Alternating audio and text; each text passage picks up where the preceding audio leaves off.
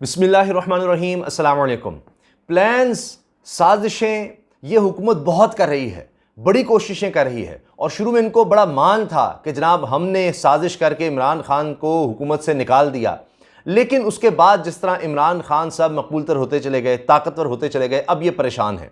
अब नई नई स्कीमें सामने आ रही हैं। लेकिन दूसरी तरफ क्या हो रहा है, दूसरी तरफ बड़े बड़े खानदान, इलेक्टेबल्स जो समझे जाते हैं ताकतवर तरीन उम्मीदवार, वो तहरीक इंसाफ में शामिल होते चले जा रहे हैं। अब एक और बड़ा धड़ा, पूरा ग्रुप का ग्रुप शामिल हो गया है तहरीक इंसाफ में, पूरे का पूरा ग्रुप। उसके बारे में मैं आपको बताने जा रहा हूं, ये बहुत बड़ी खबर है। और आप ये देखिए कि दूसरी तरफ क्या हो रहा है कि इमरान खान साहब की पार्टी को, तहरीक इंसाफ को, कहीं कोशिश हो रही है जी तहलील कर दिया जाए वो ममनुआ फंडिंग केस में, कहीं इमरान खान को नाअहल कर दिया जाए, कहीं इमरान खान को गिरफ्तार कर दिया जाए। कई केसेस बनाए जा रहे हैं, कई तरह के केसेस बनाए जा रहे हैं, कहीं एफआईए के जरिए कोई कार्रवाई कर ली जाए। अब इस्लामाबाद हाई कोर्ट ने लार्जर बेंच बनाने का फैसला कर लिया है जो ये ममनुआ फंडिंग केस को देखेगा।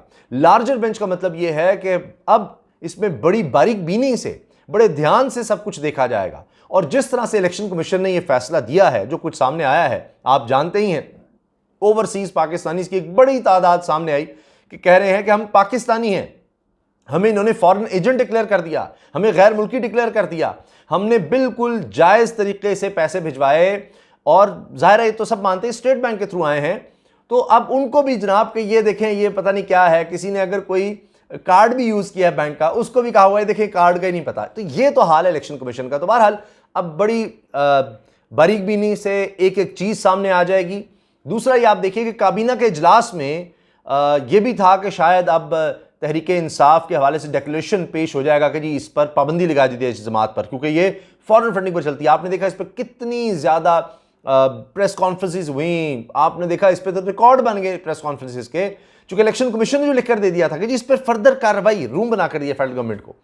तो असल में ये सब खबरें अर्ज करने का मकसद ये था कि क्या इन इलेक्टेबल्स को, जो तगड़े उम्मीदवार समझे जाते हैं, बड़े बड़े ख़ानदान समझे जाते हैं, जो तहरीक इंसाफ को ज्वाइन कर रहे हैं, क्योंकि सियासत में आना, इलेक्टेबल बन जाना कोई इतना आसान नहीं होता। आपको एक ख़ानदानी तौर पर बड़े अरसे तक लोगों में रहना, घुलना मिलना, असर व रसूख, उनके काम, फिर जाकर एक ख़ानदान सियासी तौर पर डेवलप होता है। तो वो अब इतनी अपनी उनकी पब्लिक इन्वेस्टमेंट कहें, एक दहाइयों की इन्वेस्टमेंट एक सियासत में, वो अगर तहरीक इंसाफ में आ रहे हैं तो ऐसे ही तो नहीं आ रहे। उनको नहीं नजर आ रहा कि ओहो तहरीक इंसाफ के तो जनाब मामला ठीक नहीं चल रहे इस्टेब्लिशमेंट से। और वो हल्के जो समझे जाते हैं कि ताकतवर हल्कों के कहने पर चलते हैं, वो जब साथ आ रहे हैं, एजाजुल हक साहब की मैं बात कर रहा हूं, वो फिर मुलाकात कर रहे हैं, वो सपोर्ट कर रहे हैं, कहीं अपना उम्मीदवार बिठा रहे हैं तहरीक इंसाफ के लिए, तो कहीं इकट्ठे चलने की बात हो रही है। तो ये सब फिर क्या है? तो हुकूमत तो वो जो डिक्लेरेशन है काबीना में पेश होना चाहिए, तहरीक इंसाफ को कलअदम कर दें, हम खत्म कर दें, उस तरफ भी नहीं आ रही। तो किस चीज़ का खौफ है कि तहरीक इंसाफ और मजबूत होकर सामने आ जाएगी? वही मामला होगा कि इमरान खान को तो हमने निकाल दिया था हुकूमत से, वो और मजबूत होकर हमारे सामने खड़ा हो गया है और अब कोई हल ही नहीं है। इनके दानिश्वर, इनके एडवाइज़र इनको यही बता रहे हैं कि जब इलेक्शन में नहीं मुकाबला हो सकता, अब इमरान खान को साइड पे करें, सियासत से निकालें, चाहे गिरफ्तार करवाना पड़े, कुछ भी करवाना पड़े, लेकिन फिर सोच रहे हैं कि उल्टा फिर पाँव पर तो नहीं कुल्हाड़ी मार लेंगे हम, गिरफ्तार होकर वो और मकबूल ना हो जाए। तो ये भी सोचा जा रहा है। अब आप देखिए हाल इनका अपना ये है कि नवाज शरीफ साहब वापस कहाँ आए, कब आए, इस पर बड़ा ही सोच विचार हो रहा है। लाहौर तो आने का उनको कोई प्लान नजर नहीं आ रहा। जो गढ़ है, खौफ इतना है कि गिरफ्तारी का, अच्छा फिर कानूनी मामलात उसको पहले निपटा लिया जाए, कहीं कोई डील कर ली जाए, कहीं कोई जज फोन उठा ले, इसकी कोशिशें हो रही हैं। और अब अपनी पूरी लीगल टीम को, वो जो धड़े हैं, जितने इनके लोग हैं जिनको ये फाइनेंस करते रहे, फंडिंग करते रहे, उनको टास्क मिला है कि जनाब को रास्ता निकालें। अक्टूबर के शुरू में या सितंबर के आखिर में नवाज शरीफ साहब की वापसी, कराची भी डिस्कस हुआ, कोयटा भी, पेशावर भी, इस्लामाबाद भी, लाहौर नहीं बीच में आ रहा। तो ज़्यादा चांसेस इस्लामाबाद के नज़र आ रहे हैं, कहीं और ये ट्रस्ट नहीं कर रहे। पेशावर में भी खैबर पख्तूनख्वा में तहरीक इंसाफ की हुकूमत है, कोयटा का उनको लग रहा है कि वहाँ उस तरह लोगों को ले जाना मसला होगा, कराची पीपल्स पार्टी के पास है, लेकिन फिर भी इनको लग रहा है कि वो बात नहीं है। तो इस्लामाबाद विफाकी हुकूमत है, वहाँ इनको सेफ महसूस हो रहा है। और अब डॉक्टर और इलाज और सब देखिए ना, सारी बुनियादी जब एक फरेब और झूठ और डील पर होगी, किस तरह बाहर गए, किस तरह प्लेटलेट्स गिर रहे थे, 3-4 ऑपरेशन होने थे, वो नहीं। तो अब इनको असल में अपनी एक साख जो ख़त्म हो गई है, वोट बैंक जो ख़त्म होता नज़र आ रहा है। आज मैं देख रहा था, पढ़ रहा था कि एक साहब जिनका बिल तकरीबन वो बताते हैं 24 से 26 हज़ार के दरमियान आया करता था, इस दफ़ा वो सोच रहे थे कि जी कोई 30 हज़ार आ जाएगा, 35 हज़ार आ जाएगा। उनका 60 हज़ार बिल आया उन साहब का। तो वो हमेशा से नून लीग के थे, उन्होंने कहा जी इन्होंने हमें कहीं कर नहीं छोड़ा। तो मैं चंद मिसालें दे रहा हूं। जो अभी तो पेट्रोल को लोग रो रहे हैं ना कि जी आलमी मार्केट में सस्ता हुआ, सारी दुनिया ने सस्ता कर दिया, डॉलर नीचे जा रहा है तो उन्होंने महंगा कर दिया। जो बिजली के बिल आए हैं, जो आ रहे हैं अभी आगे, वो सोचिए। तो नवाज शरीफ साहब को ये कहा गया जी आप आ जाएंगे ना, आप शहबाज शरीफ को डिसोन कर देंगे, ये जो सब ये ड्रामा लोगों में बिक जाएगा, आप कहेंगे शहबाज शरीफ ने किया जो किया है, मैं आ गया हूं ना, मैं संभाल रहा हूं, मैं रिलीफ देने आया हूं।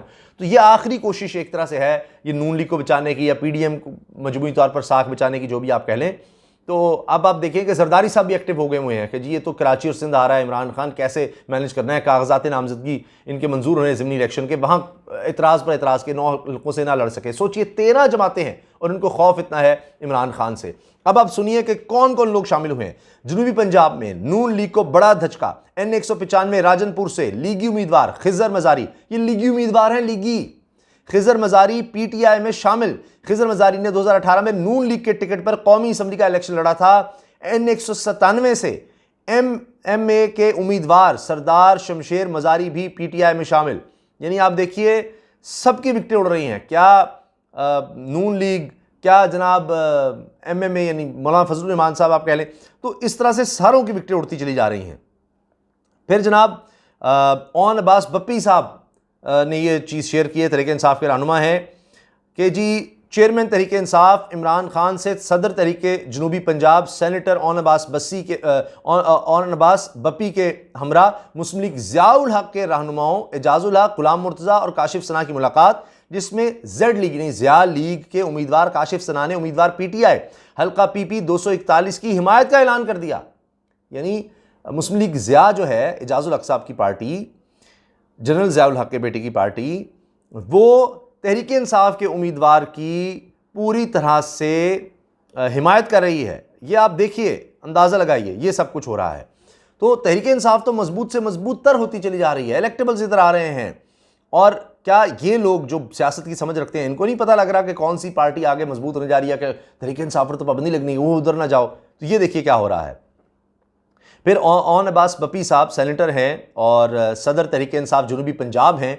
वो शेयर करते हैं कि जी सदर तहरीक इंसाफ जनूबी पंजाब ओन अब्बास और शीरी मजारी की क़यादत में राजनपुर से शमशीर मजारी, सफदर मजारी, अजमल मजारी, रेहान मजारी, शफीकुद्दीन मजारी, बलाच मजारी ने चेयरमैन तहरीक इंसाफ इमरान खान से मुलाकात करके तहरीक इंसाफ में शमूलियत इख्तियार कर ली और तस्वीर भी शेयर हो चुकी है। तो अब आप सोचिए कि किस तरह से लोग ऐसे शामिल हो रहे हैं जनाब, वो भी आ रहा है, वो भी आ रहा है। और दूसरी तरफ क्या हाल है कि तहरीक के इंसाफ के मुकाबले पर जो जमातें हैं उनको अब अच्छे कोई उम्मीदवार ही नहीं मिल रहे टिकट देने के लिए। इवन ज़िमनी इलेक्शन में समझ नहीं आ रही क्या करें, आगे भी नहीं समझ आ रही कि किस तरह से मुकाबला करना है। खबरें क्या लग रही हैं, अभी हाल ही में आप देखिए लोधरा से नून लीग के जो उम्मीदवार थे वो उन्होंने छोड़कर जनाब शामिल हुए और इलेक्शन भी जीत लिया, ज़िमनी इलेक्शन वो आए हैं। कभी आप सुनते हैं ANP का बंदा आ रहा है, कभी JUA का बंदा आ रहा है। ये हाल ही में वकला बरादरी से बड़े बड़े जनाब वकील शामिल हो रहे हैं। खबरें क्या लगती हैं, PTI ने एक ही दिन में नून लीग की दूसरी विकेट गिरा दी, 2 बड़ी विकेटें गिरा दी, एक और कामयाबी मिल गई, अहम रहनुमा पार्टी में शामिल।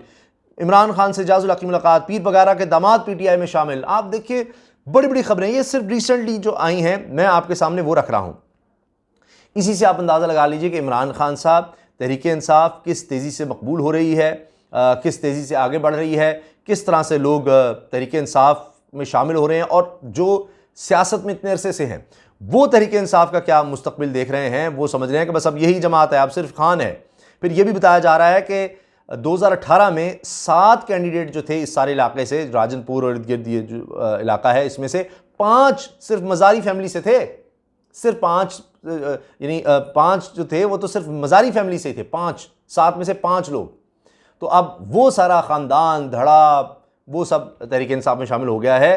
तो अब आप देखिए कि वो जो कहते थे ना कि जी पंजाब की पार्टी रह गई अब नून लीग, अब वो जनूबी पंजाब से भी गई, अब सेंट्रल पंजाब में रह गई थी, वहाँ से भी आपने लाहौर का जलसा तो देख ही लिया। उसके बाद तो अब कुछ नहीं बच रहा। तो देख लेते हैं कि नवाज़ शरीफ साहब किस तरह वापस आते हैं, किस तरह उन केसेस का मुकाबला करते हैं, किस तरह वो डील करके आते हैं और अब तो ये लोग बात कर रहे हैं कि वापसी की डील कब हो सकती है, ये ना हो कि आएँ और फिर वही मसला बन जाए। ये सोचा जा रहा है कि ये ना हो कि फिर कोई डील करके बाहर भागना पड़ जाए, तो अब करें तो करें क्या। तो वो आकर कितनी साख बचा सकते हैं अब नून लीग की, जो कि लगता है कि अब बात बहुत आगे चलेगी। अब मियां नवाज शरीफ साहब, लगता है कि सियासत इतनी तेज़ी से बदली है, T20 का अब खेल हो गया है कि मियां साहब अब पुरानी बात रह गए हैं सियासत में, उनका वो रोल अब नज़र आ नहीं रहा। इजाज़त दीजिए, अल्लाह हाफ़िज़।